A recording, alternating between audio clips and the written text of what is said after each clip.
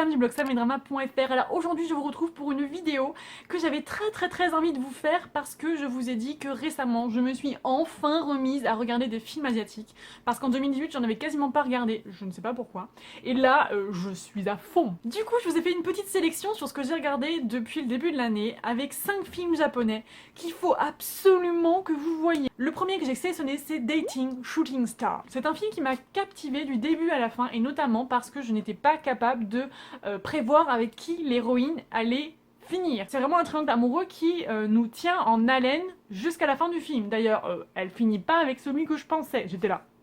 Ah bon? Mais voilà, enfin vraiment, c'est pour moi le gros point fort du film. Ça raconte l'histoire d'une jeune fille, Suzumi, issue de la campagne qui vient vivre en fait à Tokyo. Et dès ses premiers pas en vie, elle va faire la rencontre en fait de son professeur principal dont elle va tomber totalement sous le charme et devenir amie avec un élève très introverti avec qui elle va vraiment passer beaucoup de temps. Et du coup, vous vous en doutez, entre les deux, son cœur va balancer. On a des images hyper colorées, enfin visuellement c'est vraiment trop joli, tu sens vraiment qu'il y a de la qualité. En revanche, niveau scénario, j'ai un petit bémol, j'ai eu l'impression par moments en fait qu'on nous collait des bouts d'histoire. Et t'as certaines transitions entre les scènes qui sont plutôt ratées selon moi. Des fois j'avais l'impression qu'il me manquait des petits bouts. En fait, ça s'assemblait un peu de manière bizarre. C'est pas gênant hein, pour le visage du film, mais c'est un peu perturbant.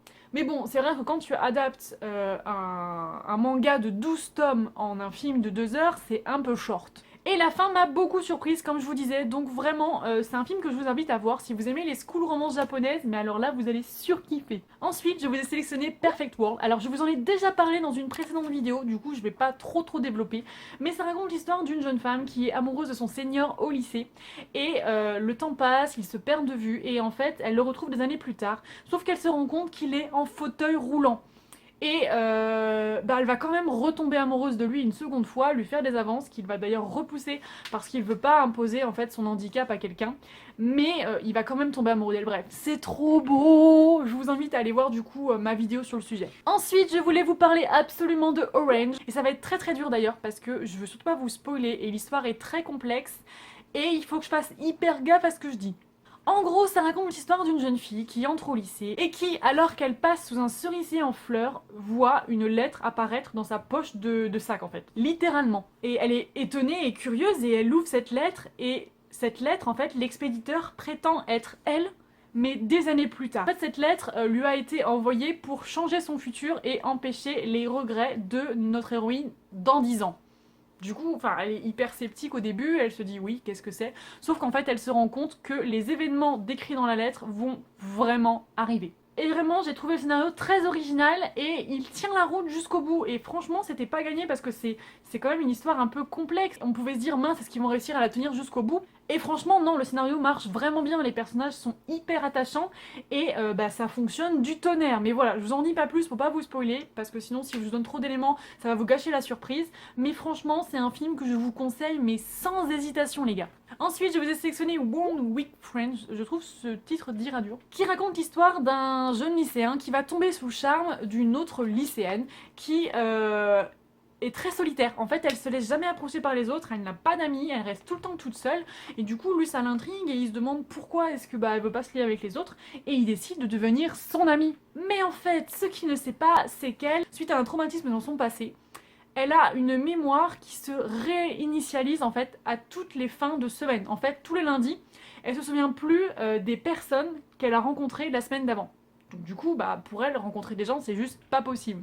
Mais lui, il va décider en fait, par le biais d'un cahier, de lui raconter tout ce qui s'est passé dans la semaine et ils vont réussir comme ça à lier une amitié. Et le film est juste trop joli et j'ai trouvé que vraiment son développement était vraiment chouette et bien réalisé et les personnages sont tellement attachants. Et ça m'a vraiment fait plaisir de voir Kento dans un rôle aussi gentil et aussi doux. Enfin, oh là là, c'était vraiment... Enfin, j'adorais vraiment son personnage, il dégageait tellement quelque chose de chaleureux, c'était trop beau.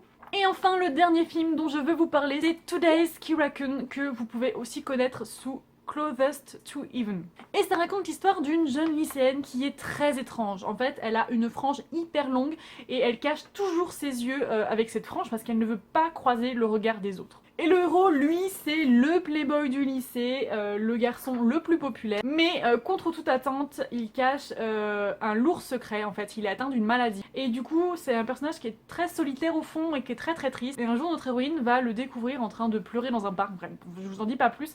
Mais elle va aller le voir et elle va lui promettre, pour plus jamais qu'il se sente seul, de rester avec lui pendant 365 jours. Évidemment, vous vous en doutez, ils vont tomber amoureux, mais les choses sont un peu compliquées et encore une fois, je ne vous dis pas pourquoi. J'ai l'impression de ne pas arrêter de vous dire, je ne vous dis pas pourquoi. Et franchement, cette histoire m'a vraiment transportée. C'était vraiment chouette. J'ai adoré les personnages. Je pense même qu'on aurait pu rajouter une demi-heure, ça aurait vraiment pas fait de mal. Le film est vraiment très très chaleureux, les personnages sont hyper attachants, les images sont colorées. Enfin, de toute façon, les 5 films que je vous propose là, c'est vraiment des films avec une réalisation de très très grande qualité et visuellement, mais c'est hyper canon. Et du coup, voilà pour les 5 films japonais que j'avais envie de vous présenter aujourd'hui. N'hésitez pas à me dire en commentaire si vous avez vu certains d'entre eux, si vous avez aimé ou non et pourquoi. Et juste avant de finir cette vidéo, si vous voulez soutenir mon travail, si vous voulez m'aider à acheter du matos, parce que je vous rappelle que je filme avec mon téléphone et que je n'ai toujours pas de lumière pour mes vidéos, n'hésitez pas à aller sur mon Utip et à regarder des petites pubs pour moi gratuitement. Je vous en serai très très très reconnaissante. Donc voilà, je vous fais plein de bisous, je vous dis à très vite pour une prochaine vidéo. Salam, bye bye.